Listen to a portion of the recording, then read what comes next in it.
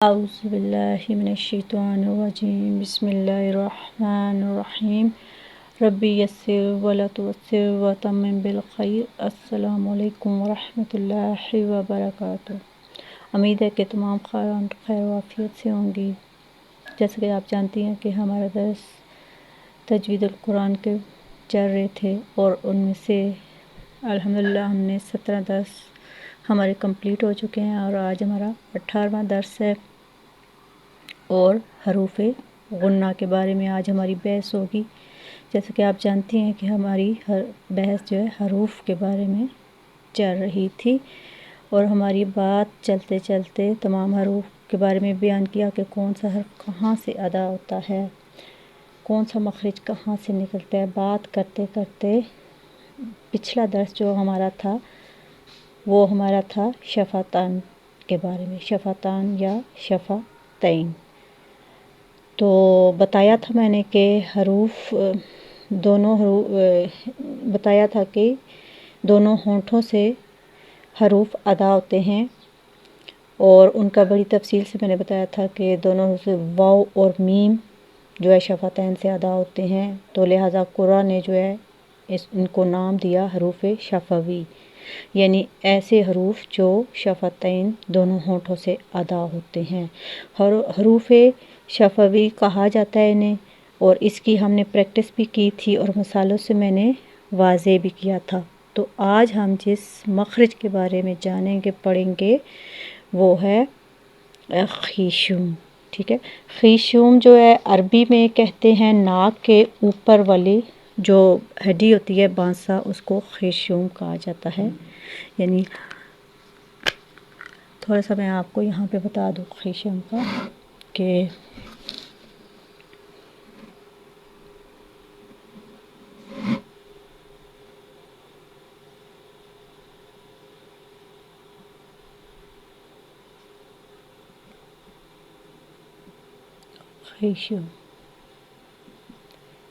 خیشوم جو ہے ناک کی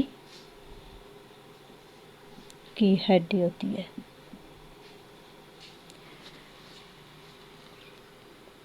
تو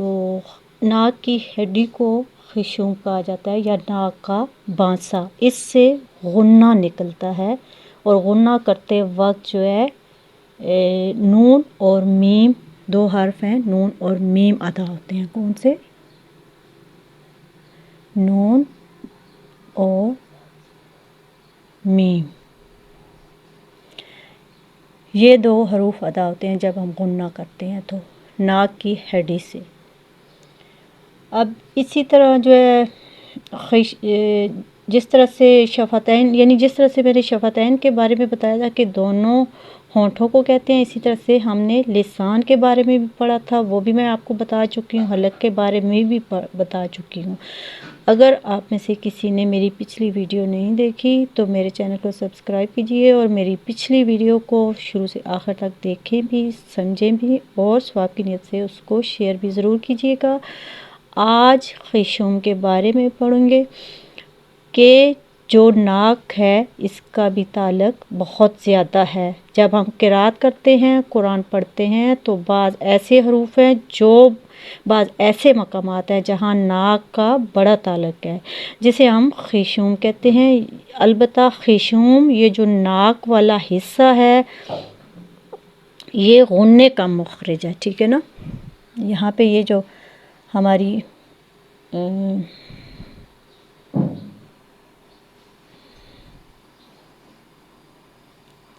اس کو جو ہے نا کہتے ہیں ناک کا بانسا، ٹھیک ہے۔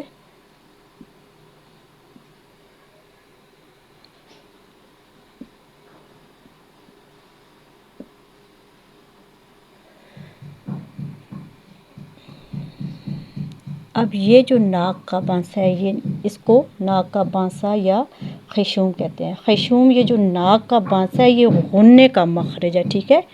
یہ غنے کا مخرج ہے، یہاں سے غنہ ہوتا ہے۔ اور جس طرح میں نے بتایا کہ ہر مخرج جو ہے ہر حرف ادا ہوتا ہے، خود غنہ جو ہے نا کوئی حرف نہیں ہے، یہ ایک صفت ہے۔ بعض حروف میں صفت پائی جاتی ہے، اگر تجوید قرآن میں جب ہم بات کرتے ہیں تو ایک علیحدہ باب ہے، ایک علیحدہ ٹاپک ہے۔ تو غنہ جو ہے اس میں یہ مزید جو ہے ہم اس پہ بات کریں گے، لیکن خشوم سے جو حروف ادا ہوتے ہیں ان میں جو صفت ہوتی ہے ان میں ایک غنہ ہے۔ تو غنّے کی تعریف آپ کو پتہ ہے، میں نے بتائی ہے ابھی، کہ جب غنّہ کرتے ہیں یعنی ناک کی ہڈی سے ایک خاص قسم کی جو آواز نکلتی ہے، یعنی آواز کو جو ہے تھوڑی دیر ناک میں ٹھہرانا، جب ناک میں ٹھہراتے ہیں تھوڑی دیر آواز کو گنگنی آواز میں، تو اس کو غنّہ کہا جاتا ہے۔ اور یہ غنّہ جو ہے کس میں ہوتا ہے؟ نون اور میم میں ہوتا ہے، دونوں الفاظ میں نون اور میم میں غنّہ ہوتا ہے۔ البتہ کہاں ہوگا اور کیسے ہوگا اس پر ہم بحث کریں گے جب ہم ادغام کی بحث میں جائیں گے، جب نون ساکن کے احکام پڑھیں گے تو وہاں پہ ہم انشاءاللہ یہ بات کریں گے۔ لیکن آج صرف میں اتنا عرض کر دوں کہ جب بھی میم اور نون ادغام کی صورت میں ہوں گے، یعنی اخفا کی صورت میں چاہے ہوں یا ان پہ شد آ جائے تو ان میں غنّہ ہوگا۔ اب غنّہ کیا ہے کہ نون اور میم میں جو ہے جب ڈبل حرکت والے حرف پر بھی وہ غنّہ ہوتا ہے، ڈبل حرکت والے، ٹھیک ہے۔ یہ میں آپ کو بتا دوں غنّہ پڑھنے کے قواعد،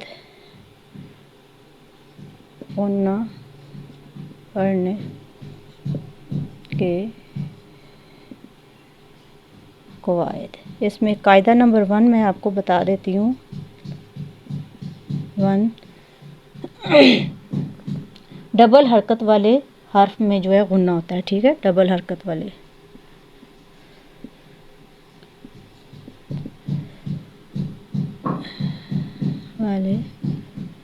حرف میں غنّہ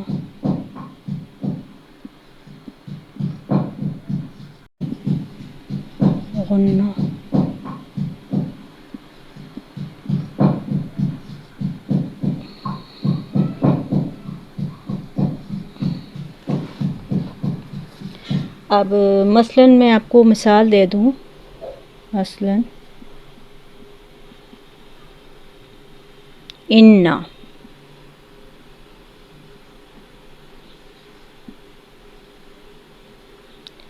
اور اسی طرح سے ایک اور مثال دے دوں، مما۔ اب دیکھیں یہ ڈبل حرکت والی اسم، یہاں تشدید ہے، شد ہے، اور یہاں میم کے اوپر شد ہے، تو اِنَّا میں بھی غنّہ ہوگا اور مما میں بھی، اِنَّا مما، ٹھیک ہے، ان دونوں میں غنّہ ہوگا، یعنی کہ آواز کو تھوڑی دیر ناک میں ٹھہرا کر گنگنی آواز میں اس کو پڑھیں گے، اس کو غنّہ کہیں گے۔ اسی طرح سے قاعدہ نمبر 2 میں آپ کو بتا دوں،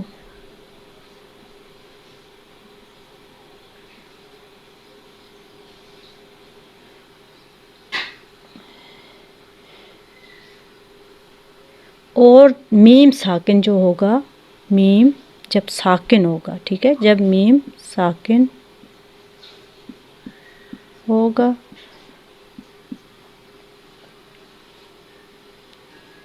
تو جب اس کے بعد جب میم ساکن ہوگا تو اس کے بعد جب میم آئے گا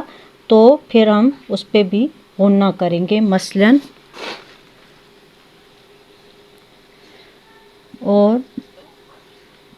اس کے بعد میم آئے گا تو غنّہ ہوگا، ٹھیک ہے، یعنی میم ساکن ہوگا اور اس کے بعد میم آئے گا تو غنّہ ہوگا، مثلاً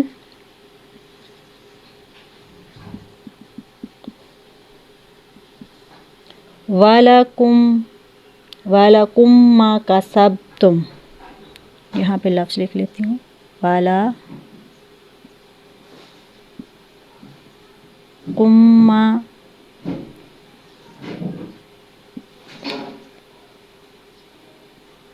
كَسَبْتُمْ۔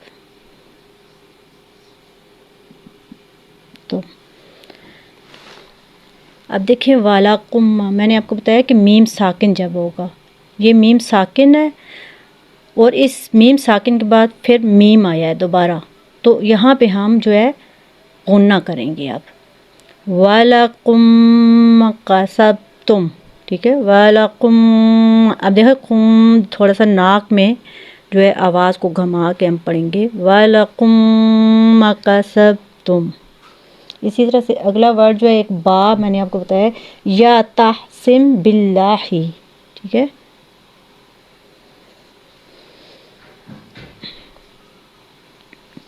یا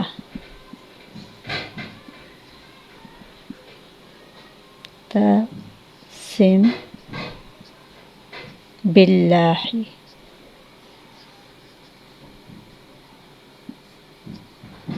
اب دیکھیں یا تحسم، اب یہ نون ساکن ہے، نون ساکن کے بعد با آ جائے، ٹھیک ہے، یہ نون ساکن اور اس کے فوراً بعد یہ با آ گئی ہے، تو یہاں پہ بھی ہم غنہ کریں گے، ٹھیک ہے، کیسے کریں گے غنہ، یحتسم باللہ، ٹھیک ہے، سم یہاں پہ غنہ کر کے تھوڑی سی آواز کو گھما کے پھر آگے پڑھیں گے۔ اور اسی طرح سے جو ہے میں آپ کو بتا دوں کہ میم اور نون جو ہے ادغام کی صورت میں ہوں، اخفا کی صورت میں ہوں، یا ان پہ شد آ جائے تو کیا ہوگا، غنہ ہوگا، یعنی یہ اہم نقطہ ہے۔ اب اس کی تھوڑی سی پریکٹس میں اور آپ کو بتا دوں پریکٹس کے لیے کہ اخفا کیسے ہوگا، اور وہ اپنے مقام پر ہم جو ہے پریکٹس کریں گے اخفا کی بھی، لیکن میم کی جہاں پہ میم پہ آپ دیکھیں شد آ گئی ہے، تو وہ میں نے یہ میم پہ جب شد آئی ہے یا جزم آ گئی ہے یا شد آ گئی ہے، تو اس کی ہم جو ہے پریکٹس جو ہے تھوڑی سی کریں گے۔ مثلاً اب شد والے تھوڑا سا میں بتا دوں، ان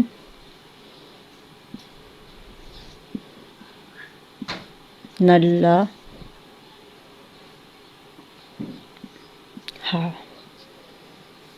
اسی طرح سے من، اور اسی طرح سے ہے، اب دیکھیں یہ کیسے ہوگا،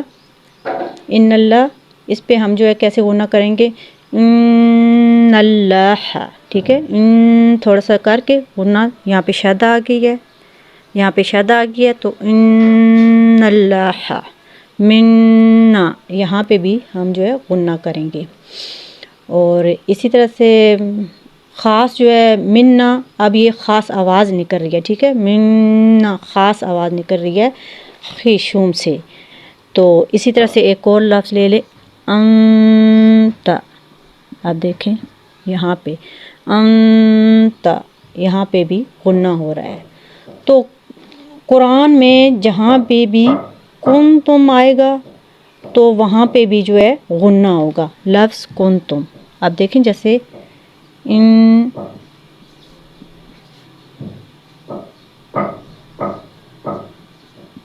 کن تم مؤمنین،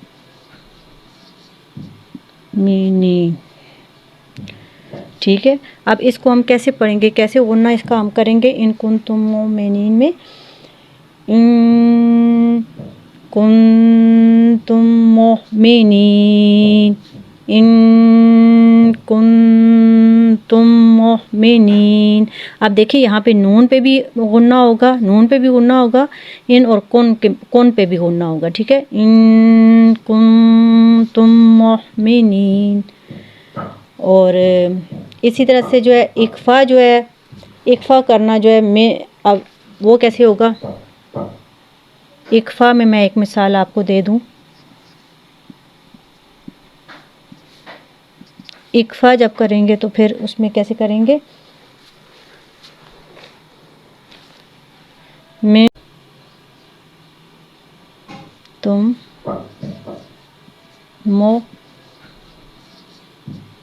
مؤمنین، ٹھیک ہے، اب اس کو ہم کیسے پڑھیں گے، کیسے غنہ اس کا ہم کریں گے، ان کنتم مؤمنین میں، ان کنتم مؤمنین، ان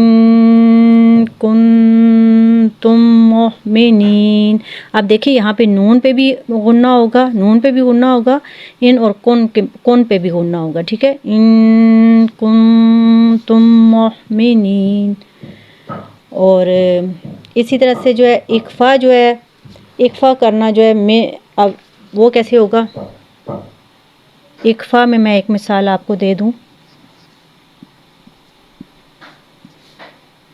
इक्फा जब करेंगे तो फिर उसमें कैसे करेंगे, मिन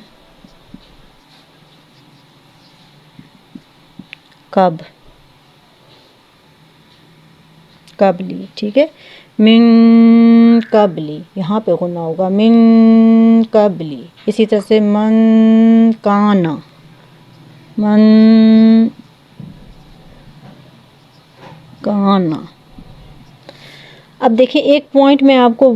जो है अहम पॉइंट इन दोनों में बता दूं कि गुन्ना जब हम करेंगे इन दोनों में, मिन काबली और मन काना में, तो यहाँ पे आपको एक पॉइंट बता दूं कि कभी गुन्ना जो है मोटा भी होता है और कभी गुन्ना जो है पतला होता है। ये आपने जो है फ़र्क अपने जहन में रखना है कि कभी गुन्ना मोटा होता है और कभी पतला। जब भी नून साकना के बाद मोटे हरूफ में से कोई हर्फ आ जाए, ठीक है, जिसको हम इस्ताला कहते हैं,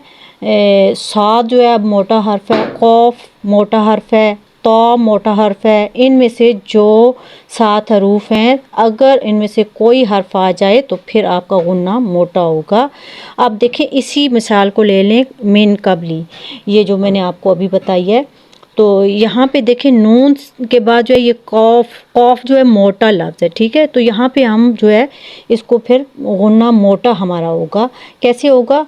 मिन अब हम इसको वाज़े नहीं करेंगे, मिन कबली, ठीक है, मिन कबली। और इसी तरह से जब बारीक जो है कैसे होगा गुन्ना, जब ये बारीक लफ्ज़ जो है काफ को हम बारीक अदा करते हैं तो फिर इसमें बारीक गुन्ना होगा। कैसे होगा, मन काना,